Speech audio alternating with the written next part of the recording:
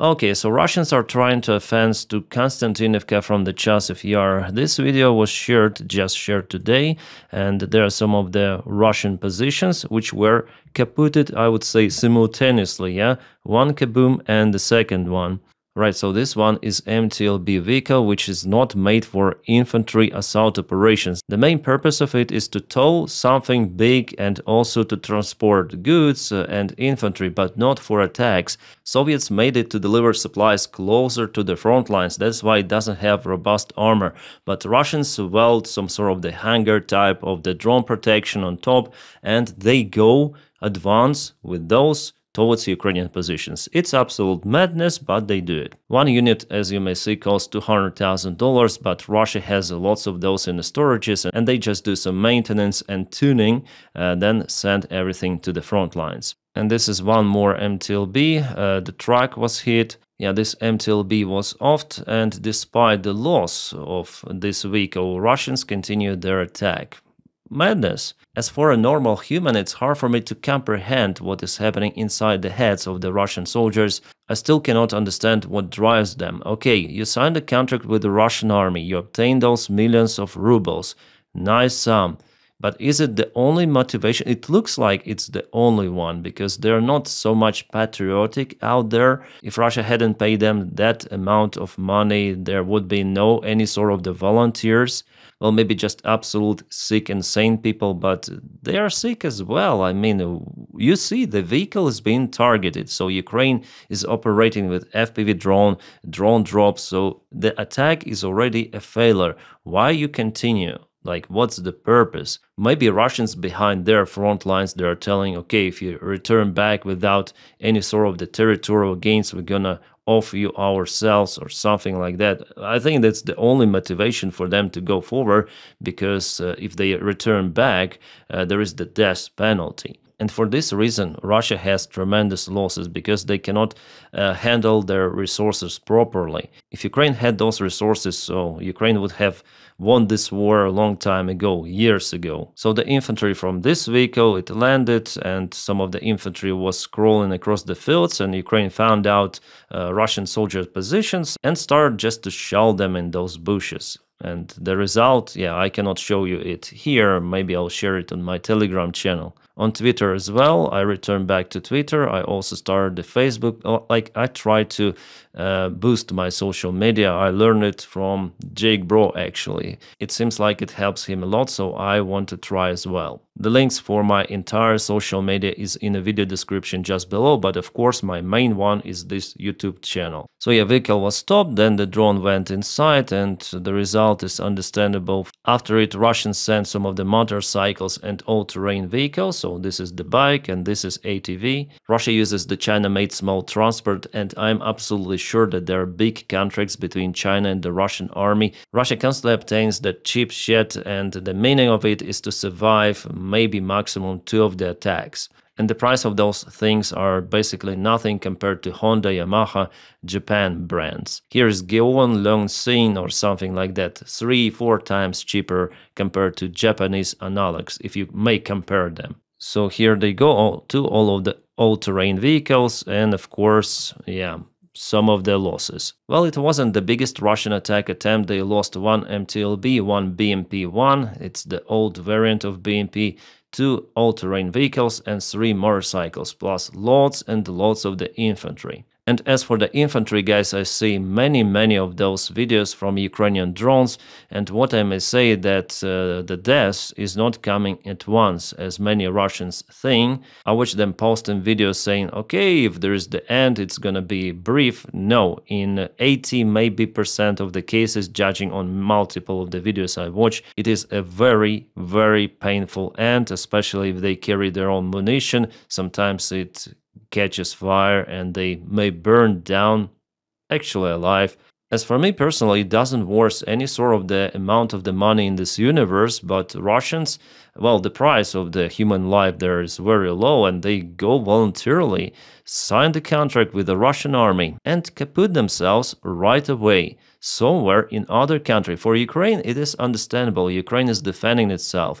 There is different sort of the motivation, not just money, yeah? But Russians, Putin is damn lucky with those people, with those zombies who go and fight for basically nothing. Yeah, I'm shocked once again because Russians renewed those kind of the crazy midwave attacks. Before then they used small sabotage groups and they still use those. I thought, okay, maybe they changed their strategy, maybe they want to have less losses, but no. They returned everything back as it was in 2023, in 2024.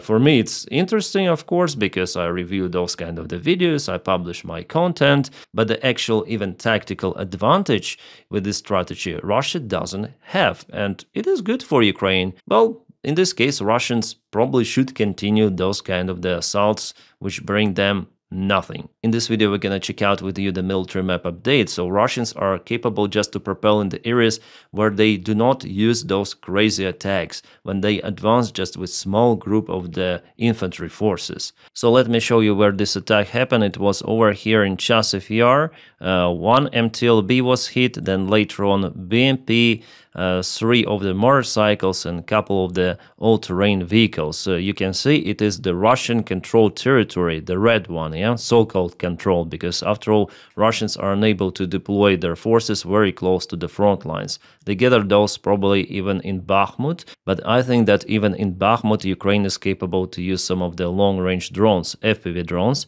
and Ukraine is doing 24/7 surveillance using its own drones. So for Russia, this attack was a complete failure. It means that they are unable to establish control over the Chasiv Yar. I would put this one totally in a gray zone if Russians are unable to hold Chasiv Yar as the bridgehead with their own infantry forces or vehicles. Yeah, of course we see those front lines, but in general they do not exist any longer. They are fluctuating, boiling all the time, and it's very hard to find out who controls what.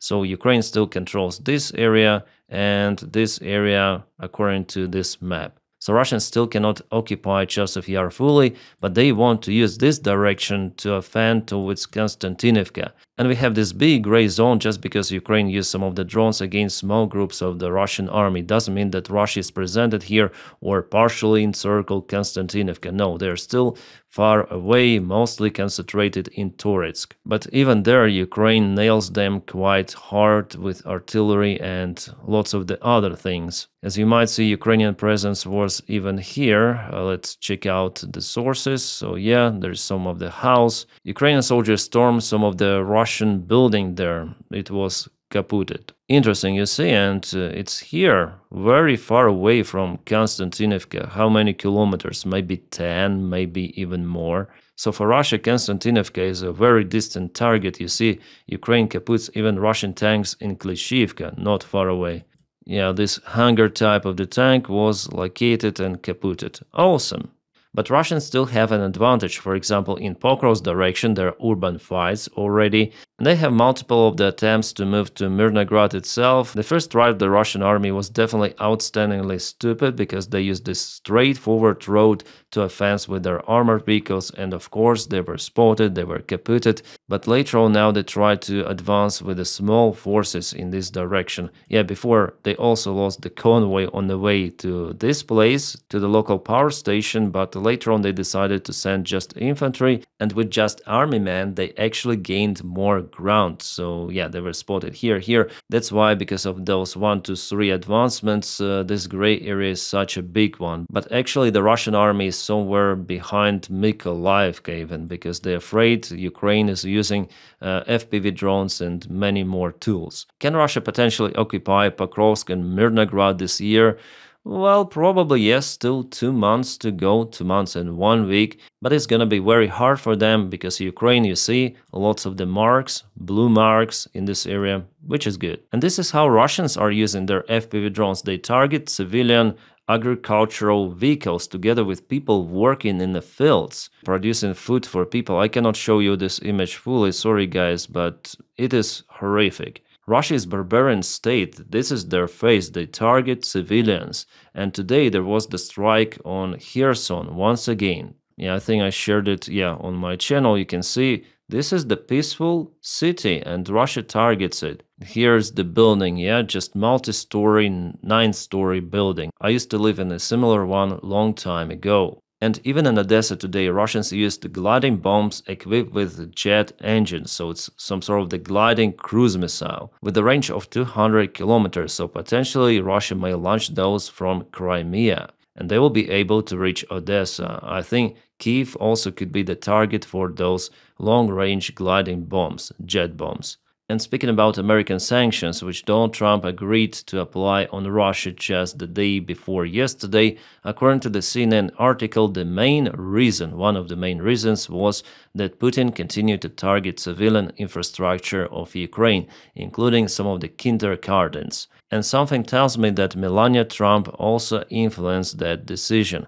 I think she showed to Donald Trump what Russia is doing. You know those horrific images with kids, their kindergarten was destroyed basically, or severely damaged at least. They were not physically hurt, but imagine sitting in a basement and missile or drone, was it a drone? I guess it was a drone, hits the building on top. It is crazy, absolutely. And what Putin does, even for him personally, for his ambitions, is beyond stupidity. He just completely ruined everything, or continued to ruin, yeah? Because Donald Trump, he likes Putin, it's not a surprise. And the main proposal for Putin was, okay, freeze the war in Ukraine, get those occupied territories, they're yours. Yet the world will not recognize those, but de facto, those are your territories. Sanctions will be lifted, we're gonna make business as usual, you'll be a respected president once again, but Putin doesn't want.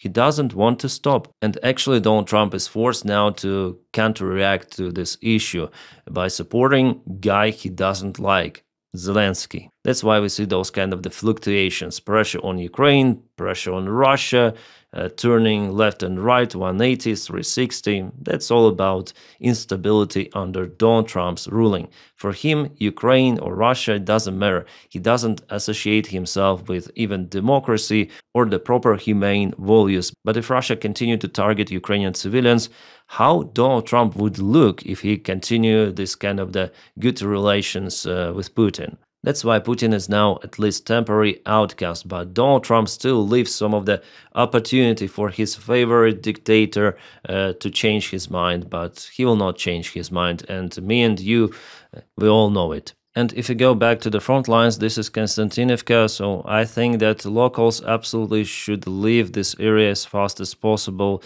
But as usual, there are some of the people who like to stay in their homes till the very last moment until it is too late. And knowing what Russians did in Pokrovsk, this week there was the case, then they went to the local train station with their infantry forces and they start to unalive everyone around, and unfortunately there were some of the people and one woman was wounded and it's impossible to evacuate her any longer. Our volunteers, they say it's very risky to send any sort of the vehicle there. So what could happen to that wounded woman or to anyone else stayed there, it's hard to imagine. Yeah, it's better to evacuate all the time, but some people don't want to. They think that it will not touch them.